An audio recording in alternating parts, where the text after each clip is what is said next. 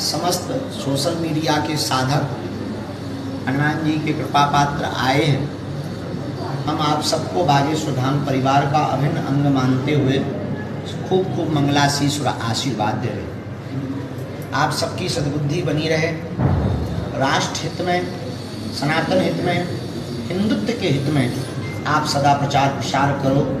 ऐसी भगवान आपको बुद्धि दें, विवेक दें, बल दें और आपको हर मुसीबत से निपटने की सामर्थ्यता दें। आज हमने आपको इसलिए बुलाया है कि सभी लोग 21 नवंबर से 30 नवंबर तक के लिए तैयार हो जाएं। और तैयार इसलिए हो जाएं क्योंकि लगभग 160 किलोमीटर की पैदल यात्रा के लिए चलना है और 8 दिन की उस पैदल यात्रा को पूरे विश्व में पहुंचाना है। उसकी जिम्मेवारी आपकी है। अभी प्रशासन की अनुमति लेना केवल बाकी रह गई है, बाकी संपूर्ण रूप से तैयारियां हो चुकी हैं। 21 नवंबर से 30 नवंबर तक हमने वर्तमान समय में अंतर्राष्ट्रीय स्तर पर जो बांग्लादेश की स्थिति देखी उससे मन बड़ा खिन्न हुआ। उसके पूर्व ही हम संकल्प ले चुके थे आने वाले समय के लिए हम लोगों को अभी से तैयार होना पड़ेगा। इसलिए हिंदुओं की एकता होना बहुत आवश्यक है। हिंदुओं की एकता के लिए जात पात सबसे बड़ी दीवार है। जब तक ये नहीं मिटेगी तब तक हिंदू एकता नहीं होगी। हिंदू एकता नहीं होगी तो राष्ट्र की समृद्धि में रुकावट रोड़ा हमेशा बना रहेगा। इस देश के विकास में सबसे बड़ा अवरोध यही है।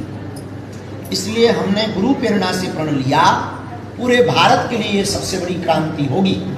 21 नवंबर से 30 नवंबर तक हम हमारे धाम पर आकर खूब लोग मिल जाते, बड़े बड़े लोग भी मिलते, साधारण लोग भी मिलते, सामान्य लोग भी मिलते और गांव-गांव के लोग हम तक पहुंच नहीं पाते।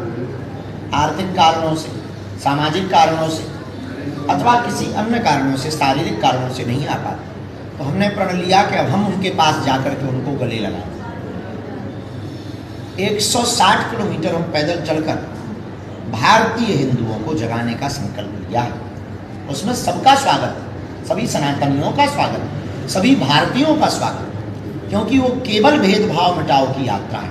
इसलिए उसको हमने नारा दिया, जात पात और भेदभाव को जड़ से हमें मिटाना है, हमें भारत भव्य बनाना है, हमें भारत दिव्य बनाना है।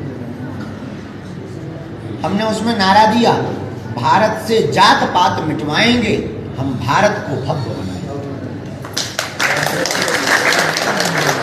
इस हिंदू एकता पद यात्रा में हमने संकल्प लिया, बागेश्वर सरकार ने ठाना है भारत को दिव्य बनाना। इस यात्रा में हमारा संकल्प है, भेदभाव से तोड़ो नाता, एक ही हमारी भारत माता।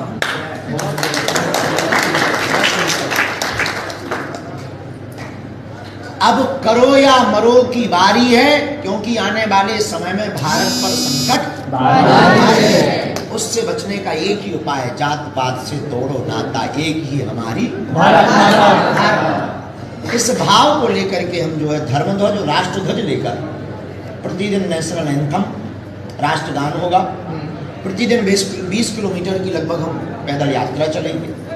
तो जितने भी सोशल मीडिया चलाने वाले ब्लॉगर्स, यूट्यूबर अथवा चैनल चलाने वाले लोग प्रियजन हैं, आपको हम भाव भरा आमंत्रण दे रहे हैं। अभी से तैयारी कर लें।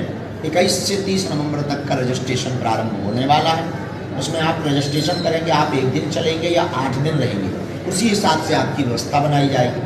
आप अपने घर से कंबल या लोई, एक थाली और लोटा, ताकि प्रसाद पाने में आपको असुविधा ना हो और सब जगह पर उतने ज़्यादा पॉलीथीन का प्रयोग ना हो, डिस्पोजल का प्रयोग ना हो और आप भोजन भी पा सको और कचरा कम हो गए, क्योंकि भारत को हमें स्वच्छ रखना है।